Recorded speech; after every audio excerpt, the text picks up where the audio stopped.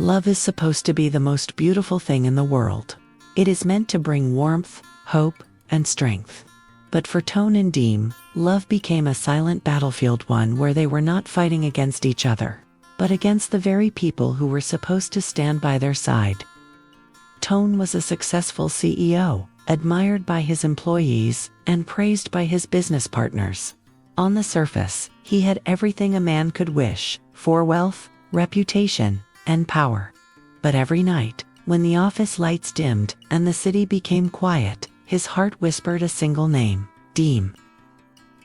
Diem was not from a rich family. She lived a humble life working on her small farm, waking up every morning to feed her chickens and harvest vegetables. Her hands were rough, but her heart was gentle. She was not elegant like the women in business suits Toan often met, but in her smile, he found peace. In her kindness, he found a home. They met by fate and loved without hesitation. Toan believed that with his determination, he could protect their love from any storm. But he was wrong.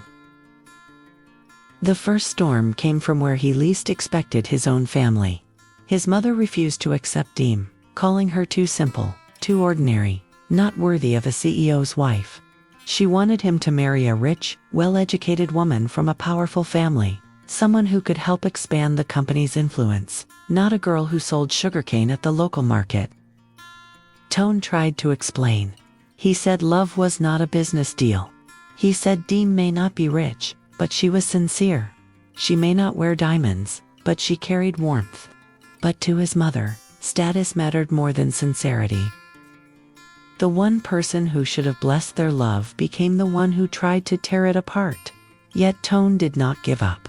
He stood tall, determined to fight for the woman he loved, because in his heart, he knew one truth: love chosen by the soul is far more precious than a marriage built for power. While Toan struggled with the cold resistance from his family, Diem was fighting her own silent battles. She never complained, never cried in front of him. But every time she received a message from Toan's mother telling her to leave him, saying she was a burden, saying she was ruining his future, her hands trembled. She would sit quietly by the chicken coop, hugging her knees, staring into the sky, as if asking the clouds for strength. Diem never wanted to be the reason Toan had to choose between love and family. She loved him deeply, but she was afraid that her presence would become a weight on his shoulders, afraid that the world would laugh at him for loving someone like her.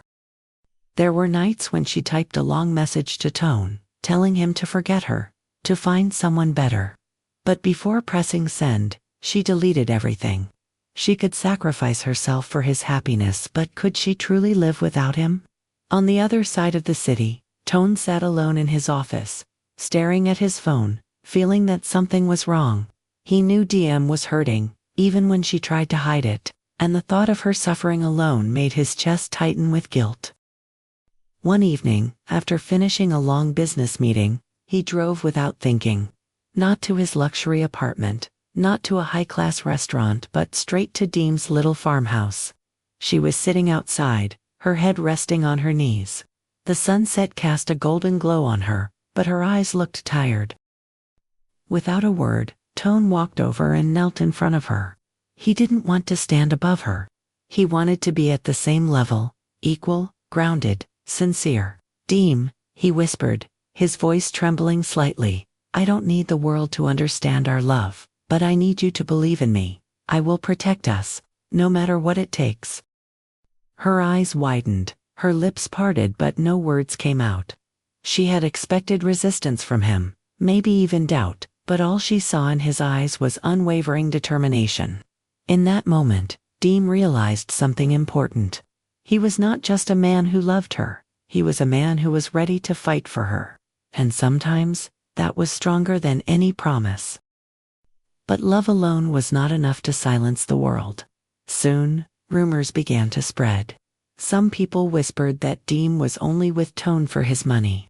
Others accused her of being a burden, saying she would drag the CEO down.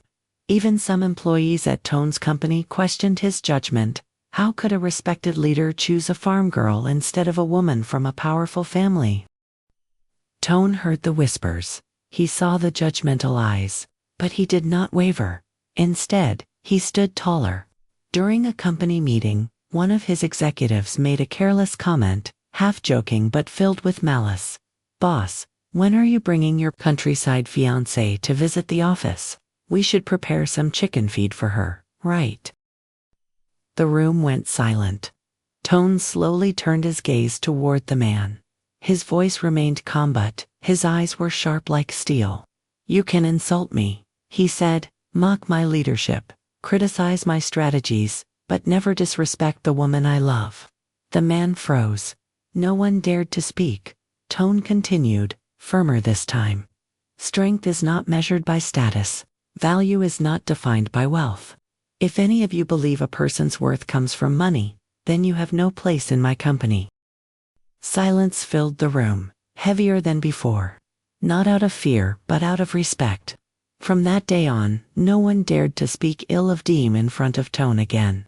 But the real battle was still ahead, because the harshest voice was not from outsiders, nor colleagues. It was from his own mother. One evening, Toan returned home only to find his mother waiting for him with a suitcase at her feet. Her eyes were filled with tears, but her words were cold.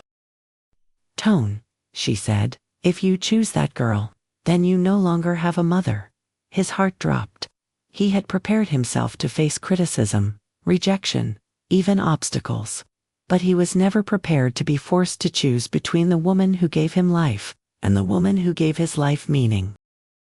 For the first time in his life, CEO Toan, the man who always made confident decisions, stood, frozen, speechless. Because this was not a business problem. This was a wound to the soul. The silence in the room felt heavier than any board meeting Toan had ever faced. His mother stood there with trembling hands, but her pride was sharper than any blade. She turned away as if her words were final, as if she had already lost him to a woman she didn't approve of. "Toan," she said again, her voice cold but fragile, "I raised you to become a great man, not to throw your life away for a girl who has nothing. If you walk out that door, don't come back." Toan's heart pounded painfully in his chest. He could negotiate million-dollar deals, but he could not negotiate with a mother's stubborn love. He didn't know whether to speak or stay silent. But then, something shifted inside him. He realized that if he bowed his head now, he would be teaching his future children that love must obey fear.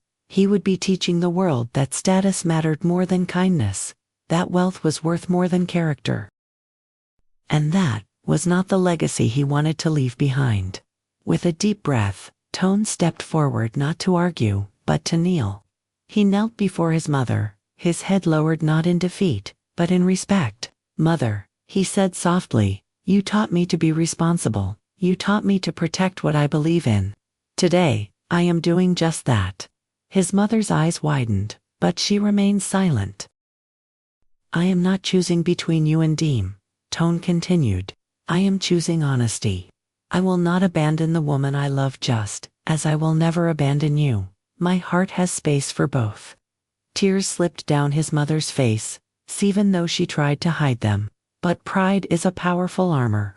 She turned her face away, refusing to answer. Toan didn't force her. He stood up, quietly packed a few things, and walked toward the door. His steps were heavy, but unshaken. As he reached the doorway, he spoke one last time without turning back. "Mother, one day, I hope you will see Diem the way I see her. Not as a burden but as a blessing." Then he left. The door closed softly behind him, and in that quiet house, a mother stood motionless, her heart battling between pride and love. For the first time, she began to wonder, could she be wrong? Toan drove through the night, the city lights blurring into streaks of gold and blue. His hands were steady on the wheel, but his heart trembled. He had walked away from the woman who raised him, all for the woman he loved. When he reached Diem's small farmhouse, she was sitting outside, peeling sugarcane under the moonlight. She looked up, surprised. "Toan, why are you here so late?" she asked softly. He didn't answer. Instead, he walked toward her and rested his head gently on her shoulder. No pride, no words, just a quiet exhaustion that only she could understand. Diem froze for a moment, then slowly raised her hand and placed it on his back. She didn't ask what happened. She didn't need to. She simply held him. Minutes passed. Finally, Toan whispered, his voice raw. "I may lose everything, but I cannot lose you." Diem's eyes filled with tears, but not of sadness, of gratitude. "Toan," she replied, her voice steady though her hands trembled, "I don't need you to give up the world for me. I just need you to walk beside me, even if the world is against us." He lifted his head, meeting her gaze, and in that moment, he knew. It didn't matter if no one else believed in them, because they believed in each other. One morning, as Diem was feeding her chickens, she heard footsteps approaching. She turned around and froze. Standing at the gate was Toan's mother. She was holding a small basket of fruits. Her expression was stiff. Her pride was still there. But her voice, "Girl," she said awkwardly, not knowing how to address Diem as Toan. Here Diem swallowed nervously. "He's inside. Do you want to come in?" The older woman hesitated, then nodded. As Diem led her in, Toan walked out from the house, and stopped in shock when he saw his mother standing there. There was silence. Then, slowly, his mother placed the fruit basket on the table, and spoke without looking at anyone. "I didn't come to accept anything," she said firmly. "I just came to see with my own eyes." She finally turned to Diem. "You may not be rich. You may not have education or status. But," her voice trembled, "you stayed when life was difficult. That is something even wealthy people cannot buy." Toan's eyes widened. Diem stood frozen. His mother looked at them both, and exhaled. "I won't stop you anymore. Just don't make me regret it." It wasn't a full blessing. It wasn't warm. But it was a beginning. And in that small farmhouse, filled with hope and the scent of fresh sugar cane, a new chapter of love quietly began. Not perfect, not easy, but real. Because sometimes, love is not about being accepted immediately. Sometimes it's about proving that you are worth believing in. Love is often romanticized as something effortless and universally celebrated. But real love is rarely met with applause, is tested, questioned, even rejected. Toan and Diem's story teaches us a powerful truth. Love is not proven when things are easy. It is proven when the world stands against you, yet you still choose each other. Toan showed that true strength is not in power or status, but in the courage to protect someone who cannot defend themselves. Diem showed that worth is not measured by wealth or education, but by unwavering loyalty and quiet resilience. And even the harshest hearts like Toan's mother can soften over time when faced with genuine sincerity. So the lesson is clear. Do not be ashamed of who you love, even if others don't understand. Do not seek approval more than you seek honesty. If love is pure, respectful, and steadfast, it will earn its place in the world. Because in the end, love doesn't need to be perfect to be real. It simply needs to people who refuse to give up on each other.